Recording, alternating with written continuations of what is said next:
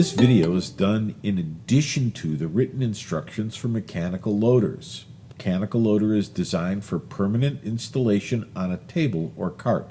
It's designed to work with the System 8 and transducers. Be sure to select a table or cart that can support the weight of the mechanical loader, the System 8, the transducers, and the tools being calibrated. The mechanical loader ML1000 weighs 400 pounds. Before starting to set up your System 8 and mechanical loader, you need to determine the height of the table or cart where the mechanical loader and System 8 will sit. Operators need to be able to look directly down at the level that they're using to level the tools for calibration. They also need to look directly down on the scale of the tool that they are calibrating. If they look at the scale from an angle, they could be subject to parallax error. With parallax error, you get inaccurate readings and calibration won't be as accurate as it could be. If you have calibration technicians of differing heights, you may need to build a platform for the short technicians so they can look directly down on the scale of the tool that they're calibrating. To start, make sure that your table is level and plumb. This makes the next step much easier.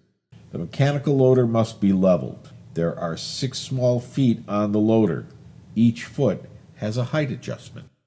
The small bubble level in the center of the mechanical loader is used as your guide while you adjust the height of the adjustment feet.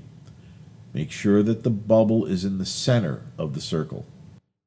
Next, install the Transducer Switch Module and follow the instructions.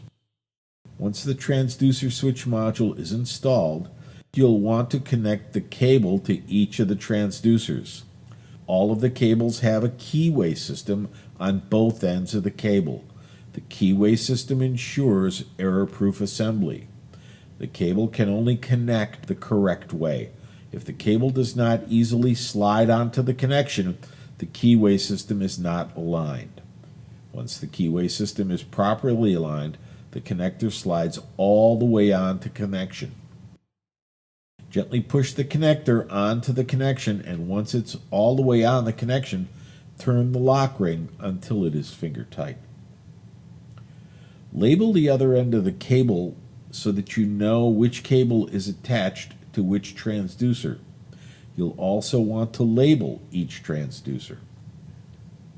Run the other end of the cable through the front of the cable management channel on the mechanical loader. This channel helps keep the cables out of the way and keeps the workspace cleaner and better organized. When you're connecting the transducer cable to the Transducer Switch Module, or the TSM, you'll want to order the transducers by size. The TSM manages up to 4 transducers. If you have more than 4 transducers, you can link TSMs by using the 4th position of the TSM as the link to the next TSM. In this case, you'd connect the lowest capacity transducer to position 1 of the first TSM. Connect the next smallest transducer, position 2. Do the same for position 3. Connect the cable of the second TSM to position 4 on the first TSM.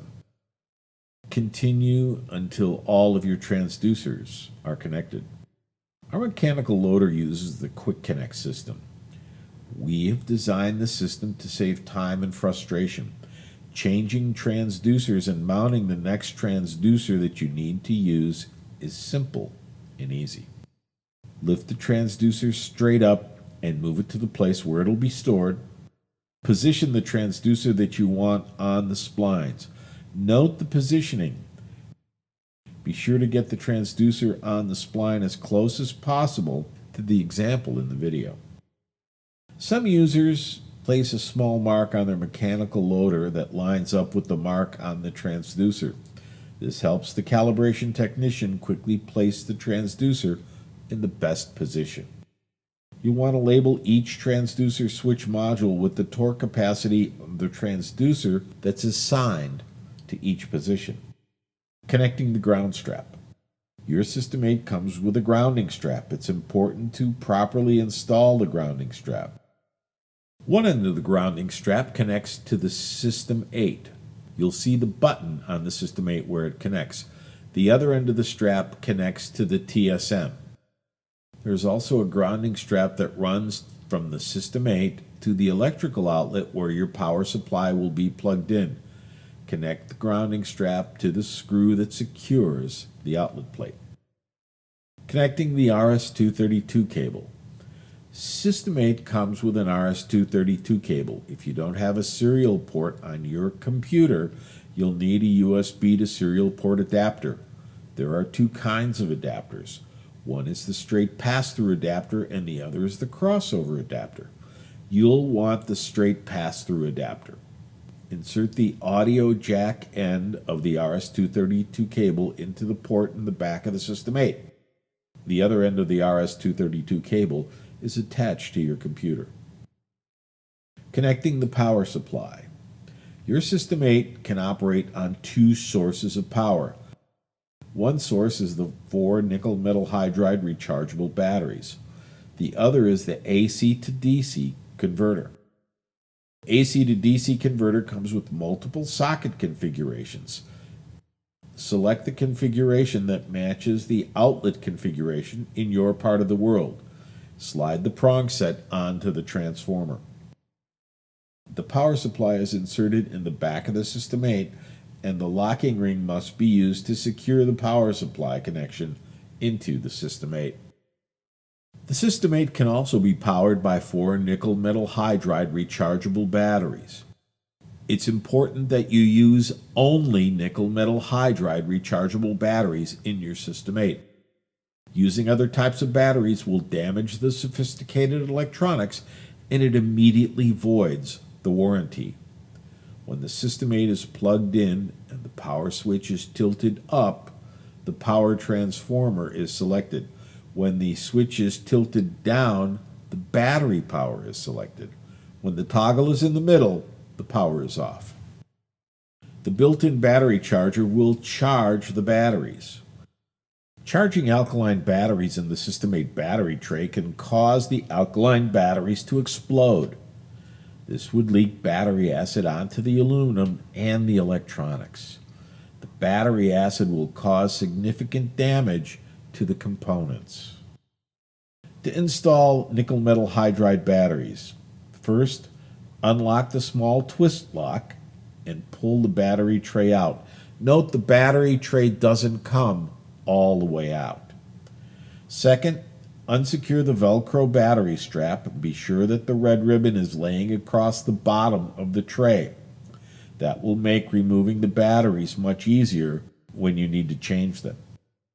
Step number 3, insert the negative end of the battery into the side with the conical spring. Insert all 4 batteries according to the polarity requirements. Step 4, once the batteries are inserted, reconnect the black Velcro battery strap and close the battery drawer. And last, twist the battery drawer lock to secure the battery tray in place.